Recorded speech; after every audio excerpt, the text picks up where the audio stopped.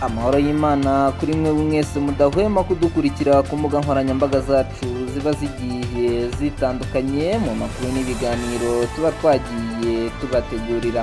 Uyu munsi turi tariki 12 Mata umwaka w'ibihumbi 2026, tukaba turi ku munsi w'102 mu minsi 365 igize umwaka ugiye ubara umunsi ku wundi. Uraza gusanga hasigaye iminsi ibarirwa kuri 263 umwaka ukagana ku musozo. Ndabasuhuje, njye banyita MC Derrick. Mu karere ka Nyabihu umusore yagerageje kwiyahura kubera ko batamutekeye umureti n'ibirayi.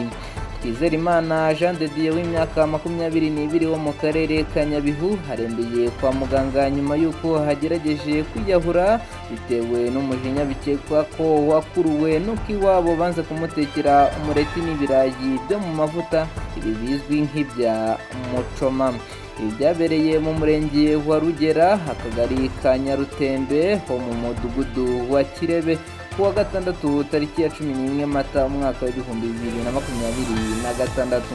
Umunyamabanga nshingwabikorwa w'umurenge wa Rugera Ndayisenga Simoni yabwiye ikinyamakuru Igihe dukesha iyi nkuru ko aya makuru ari impamo. Ati nibyo koko Twizerimana wari umaze iminsi mu mujyi wa Kigali, twahawe amakuru ko yanze kurya mu rugo iwabo keretse bamutekeye umureti n'ibirayi byo mu mavuta byitwa ibi bizwi nka mucoma. Nubwo nta wabihamya ko aribyo byatumye agerageza kwiyahura, akoresheje igitenge cyaje guhambuka yikubita hasi y'abo mu muryango we bahita bamwihutana kwa muganga. Yakomeje avuga ko akirwariye mu kigo nderabuzima ndetse ko bategereje ko ari buze koroherwa, bakaba bamubaza neza niba nta kindi yapfuye n'abo mu muryango we, kuko umureti n'ibirayi byo mu mavuta batumva ukuntu byatuma umuntu yiyahura. Gitifu Ndayisenga yaboneyeho gusaba abaturage kwirinda amakimbirane ashobora gutuma umuntu agera ubwo yiyambura ubuzima, asaba ko aho byananiranye bajya begera ubuyobozi bukabafasha kuyakemura.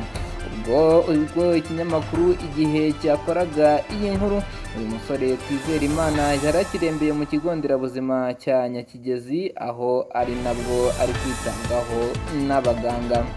Bakunzi mudahwema kudukurikira ku mbuga nkoranyambaga zacu ziba zigiye zitandukanye, tukanizere ko ibintu ari umutekano mu gifu no mu bwonko. Mbifurije impagarike n'ubugingo, ntimugire umujinya kandi ntimurakare, mukomeze gukanda subscribe kugira ngo tujye tubana mu makuru n'ibiganiro tuba twagiye tubategurira.